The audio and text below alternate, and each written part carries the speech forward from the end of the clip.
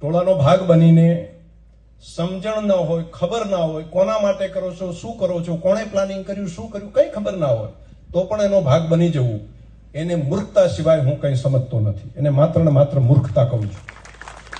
બાકી સુરવીરતા સિંહ જેવી હોય કે નિર્ણય કરે, એની મક્કમતા હોય અને ઘણી વખત એને સંઘર્ષ કર્યા સિવાય જ એનું પરિણામ લાવી શકે. સુરવીરતા એ કહેવાય. સુરવીરતા ટોળાનો ભાગ બની જવું અને કોઈને નુકસાન કરવું એ કોઈ સુરવીરતા નથી હોતી.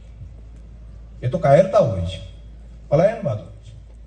નવી પેઢી માટે મારો એક આ સંદેશો પણ બધાની વચ્ચે હતો. અને આ પેઢી તમને હું જે મારો આ સંદેશો છે, આવનારા સમયમાં તમને કેટલાકને મહિને ખબર પડે, કેટલાકને 2 મહિને પડે, કેટલાકને 4 મહિને પડે, કેટલાકને 12 મહિને પડે છે. જેટલાને વહેલી ખબર પડે એટલું સારું. એટલે મેં મારું કર્તવ્ય બજાવ્યું.